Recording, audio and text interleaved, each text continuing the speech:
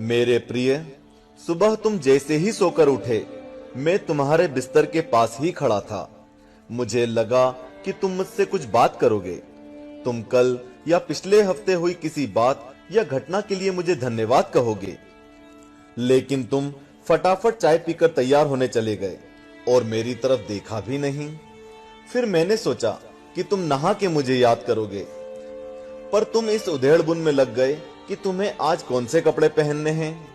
फिर जब तुम जल्दी से नाश्ता कर रहे थे और अपने ऑफिस के कागज इकट्ठे करने के लिए घर में इधर से उधर दौड़ रहे थे, तो भी मुझे लगा कि शायद अब तुम्हें मेरा ध्यान आएगा, लेकिन ऐसा नहीं हुआ। फिर जब तुमने ऑफिस जाने के लिए ट्रेन पकड़ी, तो मैं समझा कि इस खाली समय का उपयोग तुम मुझसे बातचीत करने में करोगे, पर तुमने थोड़ी देर पेपर पढ़ा और फिर खेलने लग गए अपने मोबाइल में, और मैं खड़ा का खड़ा ही रह गया। मैं तुम्हें बताना चाहता था कि दिन का कुछ हिस्सा मेरे साथ बिताकर तो देखो, तुम्हारे काम और भी अच्छी तरह से होने लगेंगे। लेकिन तुमने मुझसे बात ही नहीं की।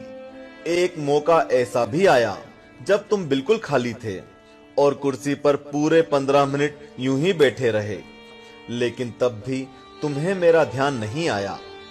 दोपहर के खाने के वक्त जब तुम इधर उधर देख रहे थे, तो भी मुझे लगा कि खाना खाने से पहले तुम एक पल के लिए मेरे बारे में सोचोगे, लेकिन ऐसा नहीं हुआ। दिन का अब भी काफी समय बचा था। मुझे लगा कि शायद इस बचे समय में हमारी बात हो जाएगी, लेकिन घर पहुंचने के बाद तुम रोजमर्रा के कामों में व्यस्त हो गए। जब वे काम निपट गए तो तुमने टीवी खोल लिया और घंटों टीवी देखते रहे। देर रात थककर तुम बिस्तर पर आ लेटे।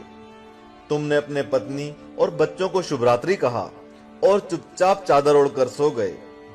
मेरा बड़ा मन था कि मैं भी तुम्हारी दिनचर्या का हिस्सा बनूं, तुम्हारे साथ कुछ वक्त बिताऊं, तुम्हारी कुछ सुनूं, तुम्हें कुछ सुनाऊं, कुछ मार्गदर्शन करूं तुम्हारा, ताकि तुम्हें समझ आए कि तुम किस लिए इस धरती पर आए हो और किन कामों में उलझ गए हो।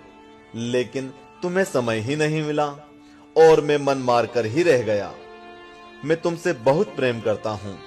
हर रोज मैं इस बात का इंतजार करता हूं कि तुम मेरा ध्यान करोगे और अपनी छोटी छोटी खुशियों के लिए मेरा धन्यवाद करोगे। पर तुम तब ही आते हो जब तुम्हें कुछ चाहिए होता है। तुम जल्दी में आते हो और अपनी मांगे मेरे आगे रखकर चले जाते हो। और मजे की बात तो यह है कि इस प्रक्रिया में भी तुम मेरी तरफ देखते नहीं। तुम्हारा ध्यान उस समय भी लोगों की तरफ ही लगा रहता है और मैं इंतजार करता ही रह जाता हूं। खैर, कोई बात नहीं, हो सकता है कल तुम्हें मेरी याद आ जाए, ऐसा मुझे विश्वास है और मुझे तुम में आस्था है। आखिरकार मेरा दूसरा नाम आस्था और विश्वास ही तो है।